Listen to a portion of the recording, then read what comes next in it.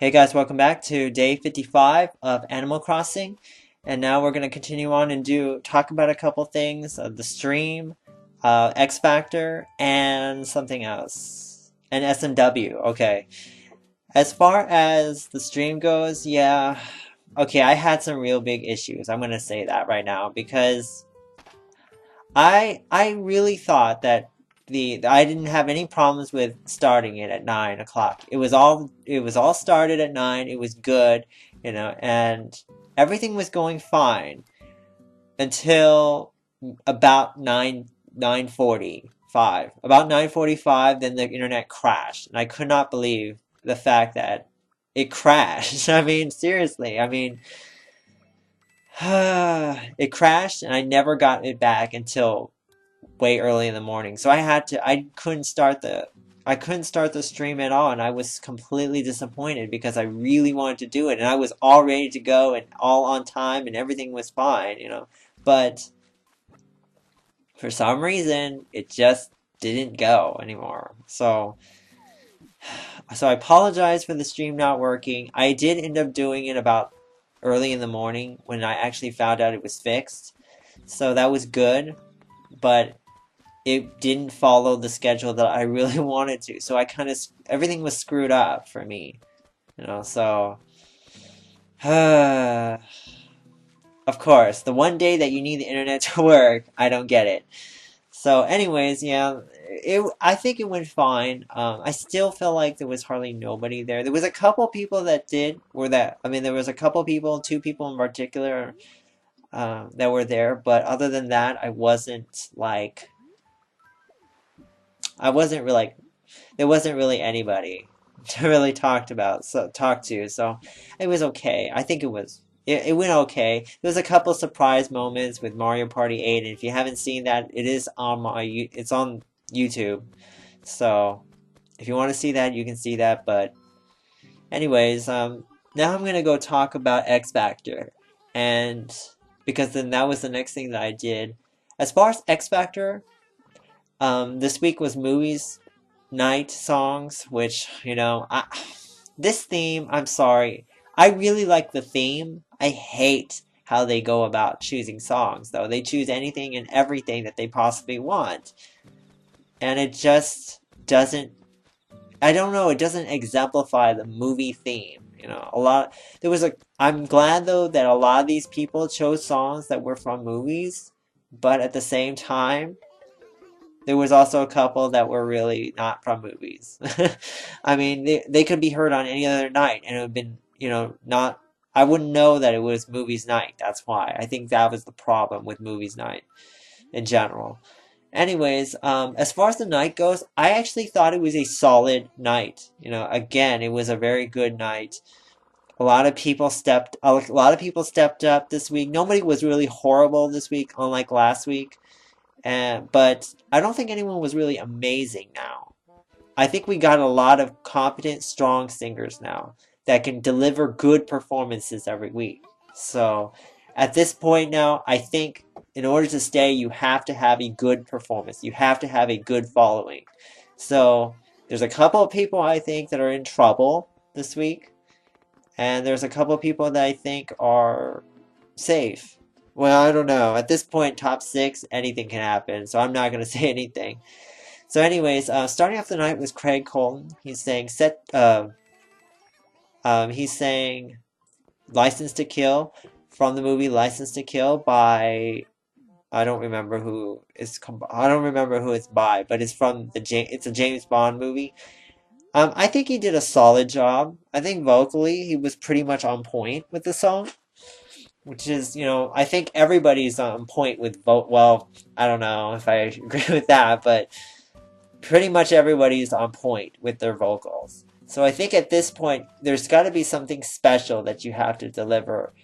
I think Craig did a solid job vocally. I don't think, though, it brought anything new. I don't think it gave him like a moment or a good performance because I felt like it was very safe. It was something that I would expect, you know, Craig to.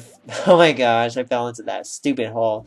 It's something that I would expect Craig to sing. So I wasn't really thrilled by it, but I didn't really hate it either. So up next was Janet Devlin. She sang Kiss Me by Sixpence None the Richer. She does have something different in her voice, but I have to say, and I'm glad that she actually chose something a little bit more up tempo. But I don't know. I think it was just okay again. I think she has pitch issues. I think that's really what's detracting me from her. It's her pitch. It's how she sings notes. It's kind of all over the place to me. Sometimes.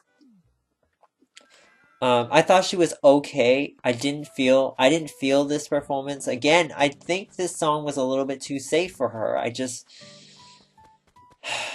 don't know. I just feel like it's not strong enough. And I think in a normal season, like if I put Janet in last season, I think Janet would have a very strong chance of winning because there was not a lot of strong, great performers last season.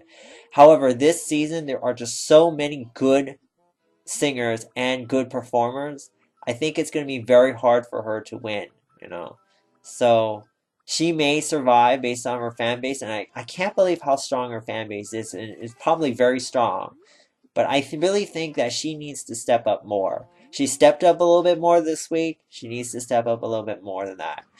Up after that was Amelia Lilly. She sang "Think" by Aretha Franklin. This was one of those songs that I'm scratching my head and saying, "Why is this a movie song? I don't really get it." I actually like this Aretha song. Um, Siobhan Magnus did a very good job with this song. Um, Amelia, I thought she did a really good job vocally. She really hit those notes. She put her Christina thing on the song, and I really like that when people use their style and influence the song in their way, and it kind of worked for her. I really liked it. Um, there was a couple things besides the song choice that I had a problem with. The first thing is I really felt like she kind of didn't feel the song. I felt like it was a little bit robotic. I don't know. It was I don't know if she just wasn't feeling it or she just was I don't know if she was just really not all the way there. I don't know. I don't know what the reasoning is though. There's something about her that when I look at her sometimes she doesn't look like she wants to be there. I don't know. But at the same time, maybe it's just her concentrating on these judges and what they're saying. I don't know. I don't really know because I'm not really there watching it. So, but I think vocally, if I just base it off of the vocals, Amelia is really strong. That's just as strong as the next person, Misha B. She's saying "I Have Nothing" by Whitney Houston. When I heard that choice, I was like, gosh, how are you gonna sing that song? Because Whitney is very difficult to sing. Technically, on a technical aspect, Whitney is very hard and effortless. And I think Misha B, if I just listen to her vocals, I think Misha B did a good job with this song, considering how difficult technically this song was. She hit some really great notes towards the middle of the song. And that last note, I really like the last note, couple of notes. I think she did add her style to it, which is what I like about, these kind of singers. They did a really good job with her, this week. As far as, the beginning, I thought it was okay. It started off a little bit shaky to me, but it got better. I think, though, the one problem I had with this performance is that I don't think Misha B is this kind of singer. I just don't think she is that ballady, big vocalist singer. I always felt like she was kind of a cooler, kind of different rapper, kind of pop singer. I really felt like she was that kind of person. And I think Gary hit it on the nail on the head. I think she's trying way too hard to please everyone and try to get more people on her side. I think I think though being in the bottom two kind of was an injustice though, because I don't really think either of the two times she was in the bottom two she really deserved to be in the bottom two. So I I kind of sympathize for Misha because I think she's gotten a lot of flack. She's kind of been, I don't know, all over the place when it comes to, this stuff. But I can't really blame her though. No, it's none of this is really her fault. I don't know what the reasoning is. I think though, after thinking about it, if Misha B performed here in the United States, I think she would probably do a lot better. I think she's that good that she can go here or there and she'd still be great. So, I think also of the 6 people that are left, Misha B is the one that's the most distinct of the 6. If I listen to her voice sounds the most different from anything I've ever heard. So I think I kind of hope that she stays around another week. The person who really should go this week, I think, is Janet too. Again, I'm gonna say it again because I think because everyone's so good, Janet kind of is just average. She's decent. But I don't think decent's good enough.